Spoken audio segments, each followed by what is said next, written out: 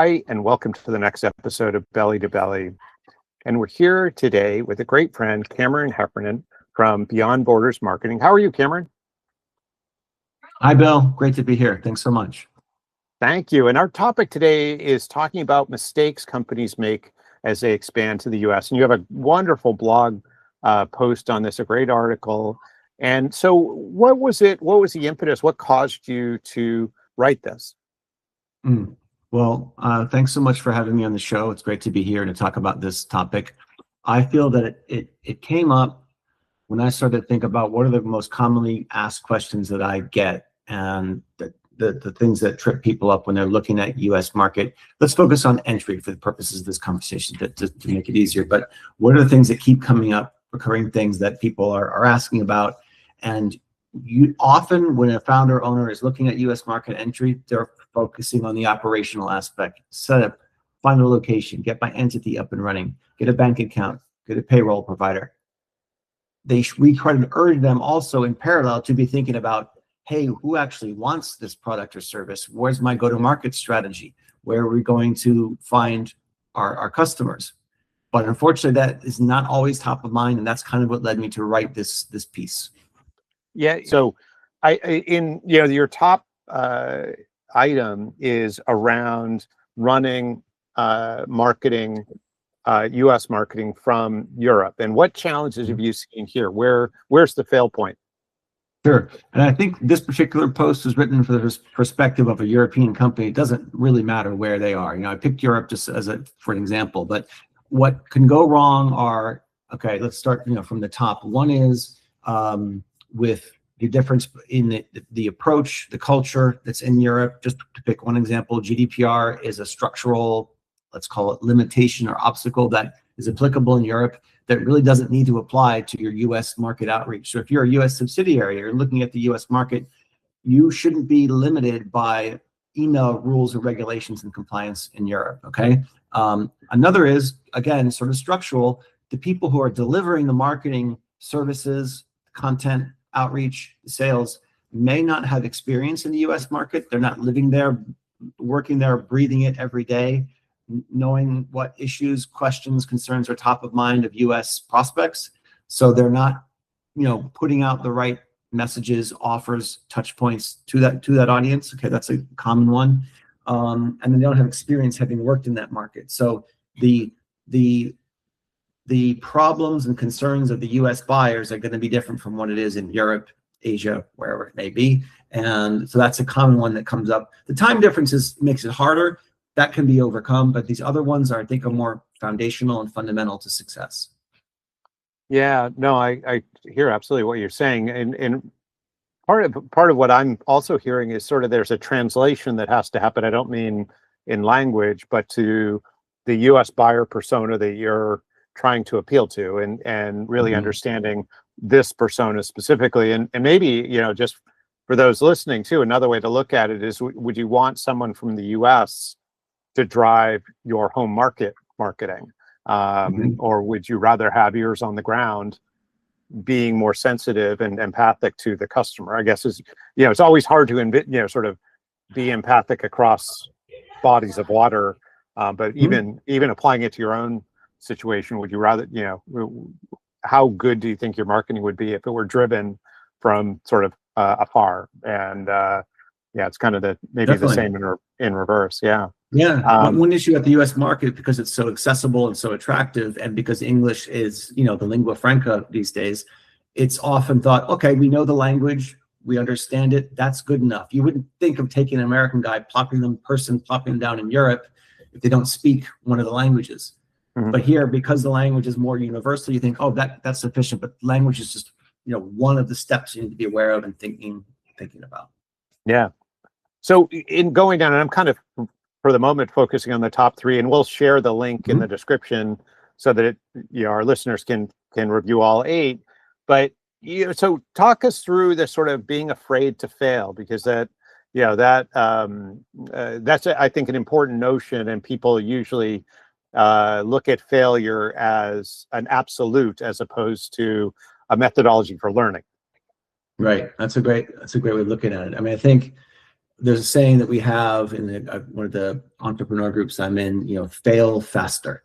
So let's get as quickly as we can to finding out, did this tactic, did this approach, does this strategy work for this fill in the blank market, audience, sector?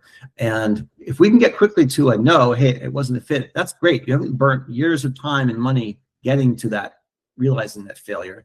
I don't know about you if you've experienced this with your own clients, but oftentimes when I talk to an overseas founder, CEO, they look at it like, we want to launch in the US, let's pick a random date. We're going to launch on June 1st. We're expecting growth in Q1, and then to have doubled that by the end of the year. And I often think, well, you're doubling nothing. There's nothing to start with. So that's a hard number to work with, but let's just put that to the side. There's no upward line, a diagonal straight upward line that's guaranteed. Okay, any business is going to have back and forths, ups and downs. Last weekend, the Supreme Court nullified the tariff rules. That's going to throw up totally topsy-turvy again, every kind of business around the world. So there are things out of your control. To assume and just plan for a straight upward line of growth is unrealistic. So be prepared for some setbacks. Be prepared for some failures along the way. Look at it as part of your journey and you're learning about the US market. But to go in there and think, we've got this razor thin margin that we're working with and this money that if it doesn't work well, we're going to cut bait in a quarter. Give yourself more time in your room to prove that it's a fit. Yeah. And is there a normal timeline that you suggest to clients in terms of, what should they budget for realistically and patiently to create kind of US traction? And I'm sure there's some variation by industry, customer type, sales cycle, all that kind of stuff. But what would be kind of and our audience is B2B, type customers. What would you normally suggest for getting traction? Yeah, I typically say 2 quarters. So 6 months. First quarter is really focusing on your go-to-market, your product market fit, assuring that you're aiming and targeting the right audience here, which will be different from where it is in your home market. That's 1. 2, second quarter is focusing on getting these systems in place, launching your outreach. In our case, we help our clients with email, LinkedIn, and backed by an AI sort of backbone to get stuff out and operational. And then we'll start to see results. We'll start to see traction within the first 2 quarters. We then refine that. So by the end of first year, you should have some better insights and data to work with to say, hey, there's something here worth looking into further. More investment is justified. So within that 9 to 12 month period, have a good sense for how things are looking. Good. Yeah, no, that sounds realistic. So one of the things we often say to this, about being afraid to fail is that, the having the right plan is a lot different than being agile to the market. And I guess what I mean by that is that, we could spend years working on plan and doing all that, and we should spend some time, there's no question, and have good hypotheses, but no one has a perfect plan. And the wisdom is not so much in the plan, it's in the wisdom to be agile. So that it's really about testing, making small tests and iterative changes so that you evolve the right plan. And because it's not just who your buyer persona is and what you're offering, but what is the timing of that to where the market is. And you're going to learn a lot in that. And your plan, whenever you implement it, is probably 6 months late in terms of, right. It's just there's a lag in whatever information you have to where the market is. But anyway, any thoughts on that?